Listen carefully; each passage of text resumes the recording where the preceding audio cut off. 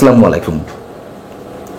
অন্তর্বর্তী সরকারের যে এজেন্ডাগুলো রয়েছে তারা যে কোনো মূল্যে তা বাস্তবায়ন করবেই এবং প্রয়োজনে ভয়ঙ্কর একটা বিভাজনের রেখা পুরো জাতির মধ্যে সৃষ্টি করে একটা গৃহযুদ্ধ তারা বাঁধানোর চেষ্টা করবে। তার ইঙ্গিত আমরা তো নানানভাবে পাচ্ছি, নানানভাবে, এবং তারই এক ধরনের একটা প্রতিধ্বনি আমরা শুনতে পেলাম শনিবার রাজধানীতে একটি অনুষ্ঠানে অ্যাটর্নি জেনারেল মোহাম্মদ আসাদুজ্জামানের কণ্ঠে। তিনি বিশাল একটা বিপ্লবী বাণী দিয়েছেন। তার বক্তব্যটা একটু ছোট্ট করে শোনায় আগে। অ্যাটর্নি জেনারেল বলছেন, আন্তর্জাতিক অপরাধ ট্রাইব্যুনালে যারা দণ্ডিত হবেন তারা নির্বাচনে অংশ নিতে পারবেন না। খুব ভালো কথা, আমরা জানি সবাই। এবং দণ্ডিত করার প্রক্রিয়া, বিচারিক প্রক্রিয়া, তাদের পক্ষ থেকে কীভাবে কী করা হয়েছে তাও কম বেশি আমরা জানি। অ্যাটর্নি জেনারেল বলছেন, আওয়ামী লীগের সঙ্গে সবচেয়ে ভয়ঙ্কর যে বক্তব্যটি তিনি দিয়েছেন শনিবার, তিনি বলছেন যে আওয়ামী লীগের সঙ্গে যারা জড়িত তাদেরও আইনের আওতায় আনার সুযোগ আছে। তার মানে কি? সুযোগ যেহেতু আছে, আইনের আওতায় আনা হবে। আচ্ছা, পরে আসছি বিষয়। রাজনৈতিক দ্বন্দ্ব থাকলেও আওয়ামী লীগের বিরুদ্ধে সব দল ঐক্যবদ্ধ, মানবতা বিরোধী অপরাধের দল হিসেবে আওয়ামী লীগের বিচার করা যাবে। আমরা বিচার করবে, নিঃসন্দেহে একটা বিপ্লবী বাণী। কিন্তু আওয়ামী লীগের সঙ্গে যারা জড়িত তাদের সবাইকে বিচারের আওতায় আনা যাবে, আনার সুযোগ রয়েছে, এই কথার অর্থ কি? এমন আইন কোথায় বাংলাদেশের? যারা গুম, খুন, দুর্নীতি, লুটতরাজ, টাকা পাচার ইত্যাদি ইত্যাদির সঙ্গে জড়িত তাদের সবার বিচার হোক, কেউ তো আপত্তি জানাচ্ছে না। কিন্তু আওয়ামী লীগের সঙ্গে জড়িত তার মানে কি? কত কোটি মানুষের বিচার তারা করতে চায়। এই নতুন তত্ত্ব কোত্থেকে হাজির করলেন অ্যাটর্নি জেনারেল সাহেব? দেখুন, যে হিসাবটা দিতে চাচ্ছি এটি অনেকবার দেওয়া হয়েছে এর আগে, তারপরেও একটু শোনায় আলোচনার জায়গা থেকে। আওয়ামী লীগের ভোট ব্যাংক কত ছিল, মানে কত ভোটার ছিল? 35 থেকে 40%। আওয়ামী লীগের জনপ্রিয়তা কমেছে, যদি ধরিও নেই কত শতাংশ কমবে? 35-40 থেকে 30-25 আছে তো। বাংলাদেশে বর্তমানে যে ভোটার 12 কোটি, তার 25% কত? 2.5 কোটি, মানে 3 কোটি ভোটার। আচ্ছা, জনসংখ্যা যদি 18 কোটি হয়, তার 25% কত? প্রায় 4.5 কোটি। এই 4.5 কোটি মানুষের বিচার করবেন? 4.5 কোটি মানুষকে যখন ইচ্ছে তখন যে কোনো মামলা মোকদ্দমায় জড়িয়ে আদালতে পড়বেন, কারাগারে পড়বেন? 4.5 কোটি মানুষের বিরুদ্ধে স্টিম রোলার চালানো হবে, আর এই কোটি কোটি মানুষরা চুপচাপ বসে বসে আঙুল চুষবে, কোনো ধরনের ক্রিয়া প্রতিক্রিয়া হবে না। তার মানে কি? যেভাবে পারা যায় একটা গৃহযুদ্ধের দিকে সরকার যে কোনোভাবে দেশকে নিয়ে যাবে। এই অ্যাটর্নি জেনারেলের রেফারেন্স দিয়ে প্রধান উপদেষ্টা প্রেস সচিব মিস্টার শফিকুল আলম একটি জ্বালাময়ী বক্তব্য দিয়েছিলেন। তিনি বলেছিলেন যে অ্যাটর্নি জেনারেলের কাছ থেকে তিনি নাকি শুনেছেন অন্তর্বর্তী সরকারের এখতিয়ার কতটা। অন্তর্বর্তী সরকার নাকি যা ইচ্ছে, মানে যে কোনো চুক্তি, যে কোনো সিদ্ধান্ত যখন ইচ্ছে নিতে পারে, এই রাইটসগুলো নাকি অন্তর্বর্তী সরকারের রয়েছে। এই হচ্ছে এই অ্যাটর্নি জেনারেল মিস্টার মোহাম্মদ আসাদুজ্জামানের বক্তব্য। তিনি আবার মবকে সাপোর্ট করে শনিবার একই অনুষ্ঠানে কথা বললেন। কি বলেছেন? এই মবের সৃষ্টি হচ্ছে আওয়ামী লীগের 15.5 বছরের যে কর্মকাণ্ড, তার ক্ষোভের বহিঃপ্রকাশ। কিভাবে জাস্টিফাই করছেন একজন অ্যাটর্নি জেনারেল, রাষ্ট্রের সর্বোচ্চ আইনি কর্মকর্তা হয়ে? অ্যাটর্নি জেনারেল সরকারি পদ নয়, এটা রাষ্ট্র নিযুক্ত পদ। তারপরেও আমাদের দেশের যে সংস্কৃতি, তাতে অ্যাটর্নি জেনারেলরা সবসময় সরকারের পারপাসে সার্ভ করেছে, আমরা জানি। যে কোনো আইনি বিষয়ে সরকারকেই সমর্থন করেছে, রাষ্ট্রকে নয়। সব মেনে নিলাম, কিন্তু এ ধরনের ভয়ঙ্কর বিশেষ একটি দলের বিরুদ্ধে দাঁড়িয়ে এ ধরনের ভয়ঙ্কর বক্তব্য দিয়েছেন, ন্যাক্কারজনক, পুরো লেজর বৃত্তি সম্পন্ন বক্তব্য কারোর মুখ থেকে আমরা শুনেছি? আমার তো মনে পড়ে না। এদিকে পুলিশের বড় বড় কর্তারা, তারাও বিভিন্ন ধরনের সভা সমাবেশে, রাজনৈতিক সভা সমাবেশে উপস্থিত হয়ে তারাও বৈপ্লবিক বাণী ছাড়ছেন। যেমন বৃহস্পতিবার রাজধানীতে জামাতের একটি অনুষ্ঠান ছিল। রাজধানীর আজিমপুর এলাকায় ঢাকা 7 আসনের জামাতের সংসদ সদস্য পদপ্রার্থী হাজী এনায়েত উল্লাহর উদ্যোগে এই সমাবেশটি ছিল। সেখানে উপস্থিত হলেন কে? লালবাগ থানার সহকারী commissioner mister Shah Alam. Mister Shah Alam ওই অনুষ্ঠানে উপস্থিত হয়ে বলছেন, বক্তব্যটা শুনুন, আগের ফ্যাসিস্ট সরকার পুরো দেশ বিক্রি করে দিয়েছে। ভাই, দেশ বিক্রি করে দিলে আবার কিভাবে দেশ পুনরুদ্ধার হলো ঠিক বুঝলাম না। আচ্ছা, এটা আপনারা সবাই জানেন, পত্রিকাতেও পড়েছেন, পত্রিকাতে নাকি আমরা পড়েছি আওয়ামী লীগ দেশ বিক্রি করে দিয়েছিল। এখন একটা সুযোগ এসেছে দেশের জন্য কাজ করার। আপনারা এলাকায় কাজ করবেন, কর্মীর সংখ্যা বাড়াবেন। মানুষটা হচ্ছে সরকারি চাকরিজীবী, পুলিশের ঊর্ধ্বতন কর্মকর্তা, তিনি জামাতের কর্মীর সংখ্যা বাড়াতে বলছেন। আমরা পুলিশ আমাদের জনগণের সঙ্গে সম্পৃক্ত হতে হবে, দেশপ্রেমিক জনগণের সঙ্গে আমরা কাজ করব। এখন একটা সুযোগ এসেছে ভোট বিপ্লবের। সরকারি চাকরি বিধি অনুযায়ী কোনো সরকারি কর্মকর্তা কোনো রাজনৈতিক দলের সভা সমাবেশে উপস্থিত হয়ে এই ধরনের বক্তব্য দিতে পারেন না, স্বাভাবিক কথা, আমরা সবাই জানি। এবার এটি আওয়ামী লীগের সময় আমরা দেখেছি অনেক বড় বড় পুলিশ কর্মকর্তা তারা আওয়ামী লীগের বিভিন্ন জনের সভা সমাবেশে উপস্থিত হয়ে এই ধরনের কথা বলেছেন। আর এখন তো তারা বলবেই। কেন বলবেন? প্রতিনিয়ত যে মবের সৃষ্টি হচ্ছে, জানে বাঁচার তো একটা পথ তৈরি করতে হবে। মবের শিকার হয়ে যেভাবে পুলিশ কর্মকর্তারা সহ সরকারি কর্মকর্তাদের চাকরি যাচ্ছে, চাকরিটা তো বাঁচাতে হবে। এই হচ্ছে অন্তর্বর্তী সরকারের সময়কার কাজ। এগুলো চলছে, এগুলো চলবে, আরো ভয়ঙ্কর রূপ ধারণ করবে। এবং সবশেষে আবারও একটু আমরা আমাদের অ্যাটর্নি জেনারেল মিস্টার আসাদুজ্জামানের প্রতি শ্রদ্ধা জ্ঞাপন করতে চাই। শ্রদ্ধা জ্ঞাপন করে বিনয়ের সঙ্গে প্রশ্ন রাখতে চাই, মানুষ এতটা নিচে নামতে পারে সরকারি পদ পদবি বা রাষ্ট্রীয় পদ পদবি রক্ষার জন্য? তারা এখন সেই দৃষ্টান্তগুলো আমাদের সামনে উপস্থিত করছেন। আসসালামু আলাইকুম রহমতুল্লাহি ওয়া বারাকাতুহু।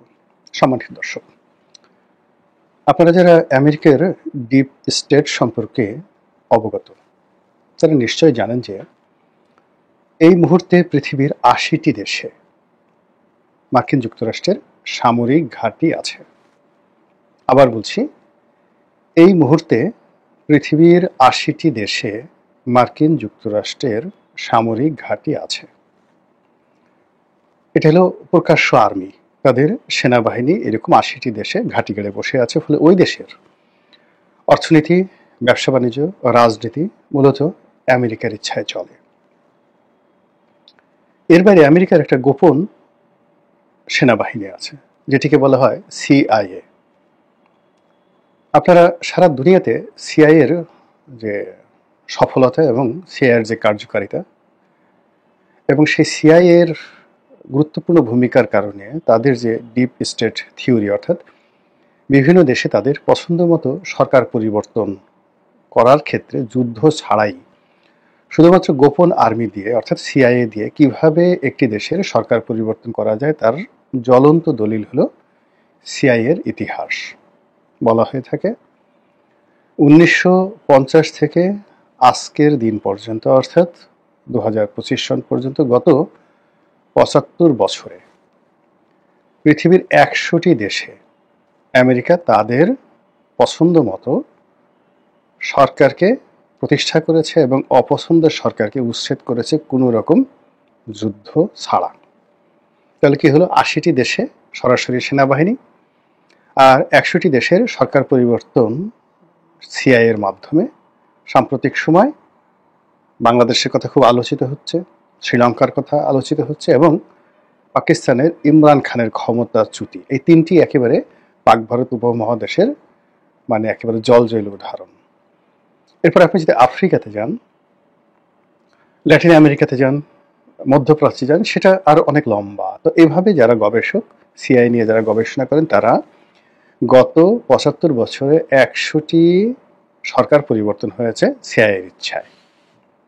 ৩ নম্বর হলো তাদের শক্তিশালী ডলার। তো তারা এই শক্তিশালী ডলারের মাধ্যমে কত দেশের যে রাজনীতি, অর্থনীতি সবকিছু ভেঙে চুরমার খান খান করে দিয়েছে, যা নিয়ে যদি ইতিহাস লেখা হয় এনসাইক্লোপিডিয়া ব্রিটানিকার একটার পর একটা ভলিউম শেষ হয়ে যাবে। বাংলাদেশকে কেন্দ্র করে আমেরিকার যে ডিপ স্টেট পলিসি, এটা 1970 সন থেকে তারা শুরু করেছে। অর্থাৎ যখন এটি পাকিস্তানের একটি প্রদেশ ছিল, ঠিক সেই সময়টিতেই, যেহেতু পাকিস্তান তাদের ঘনিষ্ঠ বন্ধু, তারা এই পূর্ববঙ্গে হোসেন সৈয়দ সরওয়ার্দিকে রিক্রুট করে তাদের এজেন্ট হিসাবে। মূল কারণটা হলো যে এই অঞ্চলে কমিউনিস্ট এবং ভারত তাদের যে আধিপত্য, সেই আধিপত্যকে মোকাবেলা করার জন্য 60-এর দশক থেকে তাদের একটা মাস্টার প্ল্যান ছিল। আপনারা জানেন যে পণ্ডিত জওহরলাল নেহরুর সরকার মূলত সেই রাশিয়া ঘেঁষা বামপন্থী সরকার ছিল। অন্যদিকে সেই ডক্টর বিধানচন্দ্র রায়ের আমল থেকে পুরো পশ্চিমবঙ্গ, সেখানে বামপন্থী সরকারের জয় জয়কার। অন্যদিকে চীন, কমিউনিস্ট রাষ্ট্র চীন, রাশিয়া, পূর্ব ইউরোপ, মানে পুরো 50 এবং 60-এর দশকে সারা দুনিয়াতে যেভাবে কমিউনিজমের জয় জয়কার শুরু হয়েছিল, সেক্ষেত্রে কেবলমাত্র পাকিস্তান ছাড়া পাক ভারত উপমহাদেশে তাদের কোনো বিশ্বস্ত বন্ধু ছিল না। তো পাকিস্তানের এই অংশটিকে তারা আলাদাভাবে শক্তিশালী করার জন্য একটা মাস্টার প্ল্যান তারা করেছিল, এবং সেই মাস্টার প্ল্যানের বিপরীতে তাদের আরেকটা যেটা ছিল ডক্টরিন ছিল, নেহেরু ডক্টরিন। তো সেই নেহেরু ডক্টরিন যেটা ছিল, সেই নেহেরু ডক্টরিন ব্যর্থ করে দেওয়ার জন্য, সেই নেহেরু ডক্টরিন ব্যর্থ করে দেওয়ার জন্য প্রাণান্ত চেষ্টা করেছিল আমেরিকা। সেই একদিকে কমিউনিজম, অন্যদিকে নেহেরু ডক্টরিন, এর মধ্যে টানা হেঁচড়ার মধ্যে যখন আমাদের মহান মুক্তিযুদ্ধ শুরু হয়ে গেল, সেটাকে বানচাল করে দেওয়ার জন্য তারা 7ম নৌবহর পাঠানোর সিদ্ধান্ত নিল। রাষ্ট্রটি স্বাধীন হলো। এটাকে বটমলেস বাস্কেট আখ্যা দিয়ে, তলাবিহীন ঝুড়ি আখ্যা দিয়ে বঙ্গবন্ধু সরকারকে ব্যর্থ করার, শেষ করে দেওয়ার সর্বোচ্চ চেষ্টা এবং তদবির তারা করা শুরু করলো, এবং তারা সফল হলো 75-ই 15 আগস্টের মাধ্যমে।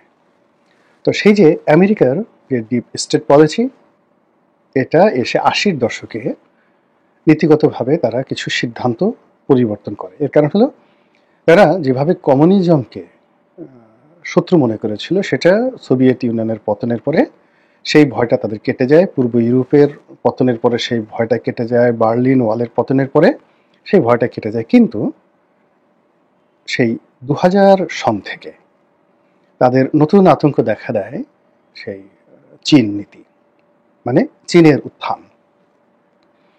এবং চীনের যে উত্থান, সেই উত্থানটাকে তারা সাবেক সোভিয়েত ইউনিয়ন বা কমিউনিজমের উত্থানের চাইতে আরও ভয়াবহ মনে করে। ফলে চীনকে এই অঞ্চলে ঠেকানোর জন্য তারা একদিকে আফগানিস্তানে তাদের ঘাঁটি পাতে, অন্যদিকে তারা বিদার্সে অর্থ বিনিয়োগ করে পাকিস্তানের সেনাবাহিনীর উপরে অবিচ্ছেদ্য কন্ট্রোল তারা স্থাপন করে, চীন এবং ভারতের সঙ্গে একটা ব্যালেন্স তৈরি করার জন্য। তারা ভারতের সঙ্গে একটা ঘনিষ্ঠ বন্ধুত্ব গড়ে তোলে। আবার তার সঙ্গে সঙ্গে ভারত যেন ভেঙে না যায়, সেখানে একটা তারা ভারতকে থ্রেটের উপর রাখার জন্য ভারতের অনেকগুলো বিচ্ছিন্নতাবাদী সংগঠনের সঙ্গে তারা সম্পর্ক স্থাপন করে। তো সেই দিক থেকে বে অফ বেঙ্গল, অর্থাৎ আমাদের যে বঙ্গোপসাগর, সেই বঙ্গোপসাগরে তাদের একটি ঘাঁটি দরকার, এবং বাংলাদেশের মতো একটা ভূখণ্ডে তাদের একটা ঘাঁটি দরকার। এবং এখানে তাদের একেবারে পরীক্ষিত, জাস্ট লাইক কাতার, জাস্ট লাইক সংযুক্ত আরব আমিরাত, দুবাই, এরকম বিশ্বস্ত তাবেদার ঘনিষ্ঠ বন্ধু দরকার বাংলাদেশে। এবং সেই চেষ্টা তারা করে আসছে। কিন্তু গত 15 বছর ধরে শেখ হাসিনার সঙ্গে তারা আসলে পেরে ওঠেনি। এটা শেখ হাসিনার ভুল হতে পারে, শেখ হাসিনার সঠিক হতে পারে, সেটা ভিন্ন বিষয়। কিন্তু শেখ হাসিনাকে তারা যেভাবে চেয়েছিল, ঠিক ওভাবে শেখ হাসিনা তাদেরকে রেসপন্ড করেনি। তো যা হোক, এই জন্য শেখ হাসিনাকে সরানোর জন্য তাদের যে ডিপ স্টেট পলিসি, সেটি 2018 সনের আগের থেকেই, মানে 2016-17 সন থেকে তারা ক্রমাগত দুটো কাজ একসাথে চালাচ্ছিল। শেখ হাসিনার পতন, তাদের তাবেদার তৈরি করা এবং তাদের ডিপ স্টেট পলিসিটাকে এই অঞ্চলে চালু করা, এবং ওই পলিসির মধ্যে আমাদের পার্বত্য অঞ্চল, আমাদের সেই রোহিঙ্গা সমস্যা এবং সেন্ট মার্টিন দ্বীপ, এগুলো নিয়ে পর্দার আড়ালে যা কিছু হয়েছে শেখ হাসিনা মুখারা রমণীর মতো ফটাফট করে সব কথা বলে দিয়েছেন। বলে দেওয়ার পর তারা শেখ হাসিনাকে মোটামুটি খরচের খাতায় ফেলে দেয়, এবং এই যে তাদের যে খরচের খাতায় ফেলে দেওয়ার যে সিদ্ধান্তটি, এই সিদ্ধান্তটি তারা নিয়েছিল 2023 সনে, এবং 2023 সনে এই বাংলায় তারা যে সকল এজেন্ট নিয়োগ করেছিল, যে সকল তাদের মুখপাত্র ছিল, তাদের মুখোশ সাম্প্রতিক সময় খুলতে শুরু করেছে, এবং তাদের অনেক কথা এখন তাদের নিজের মুখ দিয়েই তারা বের করে দিচ্ছে। তো এনিওয়ে, আমরা যারা প্রকাশ্যে কথা বলতাম সেই প্রথম থেকেই, 2009 থেকেই প্রকাশ্যে কথা বলতাম, আমরা আমেরিকার এই যে অবস্থান, এই অবস্থানটা বুঝতে পেরেছিলাম, এবং আমরা দেশের পক্ষে অবস্থান নিয়ে সরকারকে সতর্ক করেছি, জনগণকে সতর্ক করেছি, এবং এখনও কিন্তু আমরা সেই কাজটি করে যাচ্ছি। ফলে আমাদের মতো কিছু মানুষ যারা সকল পক্ষের শত্রুতে পরিণত হয়েছে, অর্থাৎ আমেরিকার যেভাবে শত্রু, ভারতের শত্রু, শেখ হাসিনার শত্রু, আবার এখন ডক্টর মোহাম্মদ ইউনূসের সরকারের শত্রু না হলেও বন্ধু হওয়ার মতো কোনো রকম যে যোগ্যতা, এটা আমাদের মধ্যে হয়নি কয়েকজনের মধ্যে। ফলে আমরা আমাদের মতো বলে যাচ্ছি, কিন্তু এর মধ্যে একটার পর একটা দুর্ঘটনা ঘটে যাচ্ছে। এই যে জুলাই আগস্ট বিপ্লব হলো, সেই বিপ্লবের পর একটি বছর চলে গেল, এখন আবার নতুন করে 2025 সনের জুলাই এসেছে, এবং এই সময়টিতে অনেক নিত্য নতুন কথা বের হয়ে যাচ্ছে। সেখানে ম্যাটিকুলাস ডিজাইন, শেখ হাসিনার পতনের জন্য ম্যাটিকুলাস প্ল্যান, এটা নিয়ে যেভাবে খুব জোরালো কথাবার্তা হচ্ছে, আবার যারা এই প্ল্যানের অন্তর্ভুক্ত নয় কিন্তু গণতান্ত্রিক পদ্ধতিতে নির্বাচন করে ক্ষমতায় আসার জন্য যারা নিজেদেরকে সবচেয়ে যোগ্য ভাবে, সেই বিএনপির মতো দল, তারা এই ম্যাটিকুলাস প্ল্যানের কিছুই জানতো না। তারা বড় জোর দিল্লির সঙ্গে একটু ঘোরাফেরা করতো, তারা বড় জোর একজন রাষ্ট্রদূতের সঙ্গে একটু বৈঠক করতো, পিটার ডি হাসের সঙ্গে, অর্থাৎ মার্কিন রাষ্ট্রদূতের সঙ্গে যদি তাদের একটা ডিনার হতো, পিটার ডি হাসের সঙ্গে তাদের কোনো আলাপ আলোচনা হতো, ওটাকে তারা মনে করতো একটা বিশাল বিজয়। কিংবা ব্রিটিশ রাষ্ট্রদূত সারা কুকের সঙ্গে তাদের কোনো বৈঠক হয়েছে, ওটাকে তারা সফলতা মনে করতো। কিন্তু এর পেছনে যে জর্জ সরোজ রয়েছে, এর পেছনে যে হাজার হাজার কোটি টাকা বিনিয়োগ হয়েছে এই বাংলায়, এটা আমাদের মতো চদু পাবলিক দূর থেকে শুনেছেন কিন্তু চোখে দেখেনি। কিন্তু যারা চোখে দেখেছেন তারা এখন যে বিপদ বিপত্তির মধ্যে পড়েছেন, আর অন্যদিকে যারা এই চদু পাবলিক, যা সরোজের এই টাকার সন্ধান পাননি, মোসাদের এজেন্ট হতে পারেননি, মোসাদের টাকা পাননি, তারা এই যে ম্যাটিকুলাস ডিজাইন এবং আমেরিকার যে পরিকল্পনা, সেই পরিকল্পনাটা এখনো তারা আত্মস্থ করতে পারছেন না।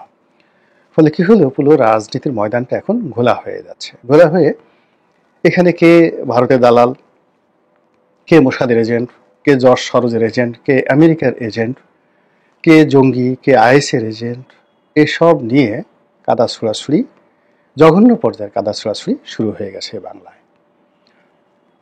এবং এরই মধ্যে যারা বিনিয়োগ করেছেন তাদের বক্তব্য হলো, মাল দাও, করি ফেলো, যা কিছু করেছি তার প্রতিদান দাও। এবং এটা স্বাভাবিক। আপনারা জানেন যে মীর জাফরের পেছনে বিশাল ইনভেস্টমেন্ট ছিল জগৎ শেঠের, আর জগৎ শেঠকে দিয়ে এই ইনভেস্টমেন্টটা করিয়েছিল ব্রিটিশ ইস্ট ইন্ডিয়া কোম্পানি। এবং ব্রিটিশ ইস্ট ইন্ডিয়া কোম্পানির যে মাদ্রাজ অফিস, তাদের দুটো হেডকোয়ার্টার ছিল পাক ভারতে, একটা হলো মাদ্রাজে আর একটা হলো ফোর্ট উইলিয়াম কলকাতাতে। কলকাতাটা তুলনামূলকভাবে ছোট অফিস ছিল। তো মাদ্রাজ অফিসের যিনি সামরিক প্রধান ছিলেন, সেটা হলো কর্নেল, এই যে আমাদের রবার্ট ক্লাইভ। তো রবার্ট ক্লাইভকে বিশেষ দায়িত্ব দিয়ে পাঠানো হয় ফোর্ট উইলিয়ামে, অর্থাৎ কলকাতার দায়িত্বে। এবং সেখানে তাদের মধ্যে যে চুক্তি হয়, অর্থাৎ জগৎ শেঠ, রায়দুল্লভ, ইয়ার লতিফ, মীর জাফর, এদের মধ্যে যে চুক্তি হয়, সেই চুক্তির জন্য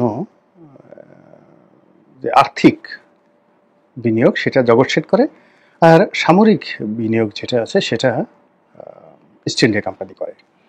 তো যখন যুদ্ধে জয়লাভ করল ইস্ট ইন্ডিয়া কোম্পানি, তখন মীর জাফরকে এর উপর চাপ প্রয়োগ করা হলো, ঠিক আছে তোমাকে দেওয়ানি দেওয়া হলো, এখন আমাদের এই যুদ্ধের খরচ দাও, টাকা দাও। এবং ওই জমানাতে যখন সোয়া ভরি একটা গিনি মুদ্রার, স্বর্ণ মুদ্রার যে ভ্যালু ছিল সোয়া ভরি, অর্থাৎ এখনকার টাকার ধরুন অলমোস্ট 2 লাখ টাকা, 24 ক্যারেটের সোয়া ভরি স্বর্ণের দাম এখন প্রায় 2 লাখ টাকা। তো তখন বাংলার রাজভাণ্ডার থেকে ইমিডিয়েটলি তাদেরকে 2 কোটি টাকা, অর্থাৎ 2 কোটি স্বর্ণ মুদ্রা মীর জাফরকে দিতে হয়েছিল ইস্ট ইন্ডিয়া কোম্পানিকে। আর এই যে টোটাল যে ব্যাংকিং ব্যবস্থা, আজকে যেমন এসালম, তারপর শেষে ধরেন অন্যান্য যে ব্যাংক দানবরা রয়েছে, ঠিক ওই জমানাতে পুরো বাংলা, বিহার, উড়িষ্যার যে ব্যাংকিং ব্যবস্থা, রাজস্ব ব্যবস্থা, এটার একছত্র আধিপত্য, ব্যবসা বাণিজ্য আধিপত্য ছিল জগৎ শেঠ এই পরিবারের। তো তারাও সেই রাষ্ট্রের কাছে চেয়ে বসলো, এবং এটার চাপ সামাল দেওয়ার মতো অবস্থা বাংলাদেশের রাজস্ব ব্যবস্থার ছিল না, মীর জাফরের ছিল না। ফলে কি হলো, ইস্ট ইন্ডিয়া কোম্পানির সাথে মীর জাফরের বিরোধ শুরু হয়ে গেল। বিরোধ মানে কি, মানে অপারগতা, আর সে পাচ্ছে না। ফলে কি হলো, মীর জাফরকে সরিয়ে বসানো হলো সেই মীর কাসিমকে। মীর কাসিমও পারছিলেন না।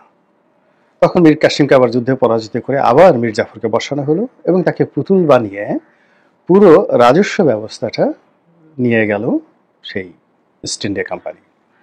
এইরকম মানে এই যে ডিপ স্টেট বলতে যা বোঝায়, অর্থাৎ একটা দেশে যখন সরকার পরিবর্তন হয়, তার পেছনে যারা করে তাদের দেনা পাওনা থাকে। তো এক্ষেত্রে আমাদের এই বাংলাদেশের শেখ হাসিনার যে পতন, এই পতনের পেছনে যে ডিপ স্টেট রয়েছে তাদের দেনা পাওনা তো অবশ্যই আছে। সেই দেনা পাওনাগুলো কি, সেই দেনা পাওনাগুলো নিয়ে যা আলোচনা হচ্ছে, যা কথাবার্তা হচ্ছে, সেগুলো তো পিলে চমকানোর মতো। যাদের মধ্যে ন্যূনতম দেশপ্রেম আছে, যাদের মধ্যে জাতিসত্তা বোধ আছে, যাদের মধ্যে মানচিত্রের প্রতি ভালোবাসা আছে, পতাকার প্রতি অনুরাগ আছে, প্রতিটি মানুষের হৃদয় ঠিক বিষাক্ত হয়ে গেছে, প্রতিটি মানুষের হৃদয় ফুটো হয়ে গেছে, সেখান থেকে রক্ত বের হচ্ছে, যে কথাগুলো শোনা যাচ্ছে না।